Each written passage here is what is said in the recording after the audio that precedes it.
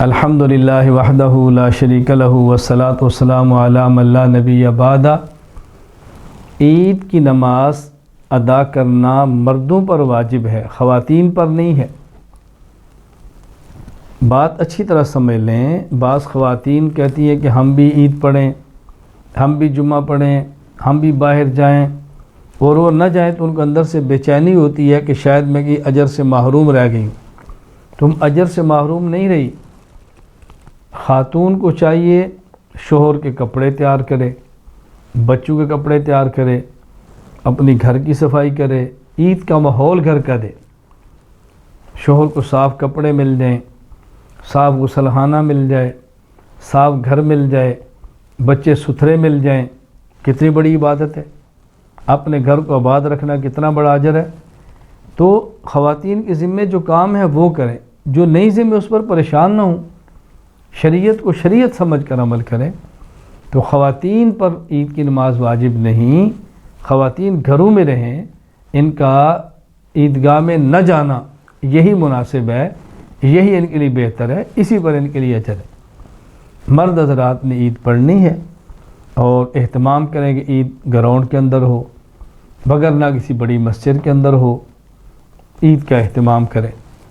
ہاں، اگر خدا نخواستہ ان دنوں میں لاک ڈاؤن کی وجہ سے کسی جگہ پہ اگر پابندی ہو تو پھر عید کیسے پڑھنی ہے، مستقل اس کے مسائل آپ کی خدمت میں پیش کر دیے جائیں گے۔ شرائط کیا ہیں، مسائل کیا ہیں، فی الحال طریقہ سمجھ لیں کہ جب عید کی نماز کے لیے کھڑے ہوں، سب سے پہلے تکبیر تحریمہ کہتے وقت اپنے ہاتھ یوں اٹھائیں کہ آپ کے ہاتھ کندھے کے برابر ہوں، انگوٹھے کان کی لو کے برابر ہوں، یہ انگلیاں کان کے اوپر کے حصے کے برابر ہوں۔ اللہ اکبر، اور یوں ہاتھ ناف کے نیچے باندھیں۔ یہ دایاں ہاتھ کی چھوٹی انگلی اور انگوٹھا، اس سے بائیں ہاتھ کو گھٹے سے پکڑیں، یہ تین انگلیاں بازو پہ رکھ دیں اور دائیں ہاتھ کی ہتھیلی بائیں کے پشت پہ رکھ لیں، یوں آپ نے، اور ناف کے نیچے ثنا پڑھیں۔ اور اس کے بعد امام صاحب 3 تکبیرات فرمائیں، مقتدی ان کے ساتھ چلیں، اور ہر تکبیر پر ہاتھ اٹھائیں اور پھر ہاتھ نیچے چھوڑیں۔ اللہ اکبر، اللہ اکبر، اللہ اکبر۔ تیسری تکبیر کے بعد ہاتھ باندھ لیں۔ اب امام صاحب اعوذ باللہ پڑھیں، پھر بسم اللہ پڑھیں، سورۃ الفاتحہ پڑھیں، مقتدی سورۃ الفاتحہ نہ پڑھیں، آمین کہیں، اور آمین بھی آہستہ کہیں۔ پھر اس کے بعد امام صاحب سورت پڑھیں۔ بہتر یہ ہے کہ پہلی رکعت میں سورت سبح اسم ربک الاعلی یہ پڑھیں۔ اس کے بعد رکوع، پھر قومہ، پھر 2 سجدے، پھر کھڑے ہوں۔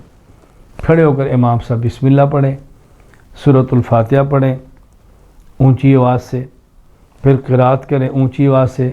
مقتدی نہ سورۃ الفاتحہ پڑھے نہ کوئی اور سورت پڑھے، خاموش رہے۔ ہاں، آمین مقتدی کہے اور وہ بھی آہستہ۔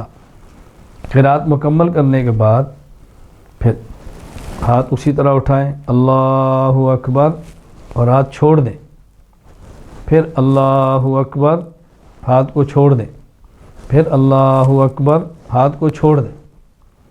اسی طرح رکوع کے اندر جائیں۔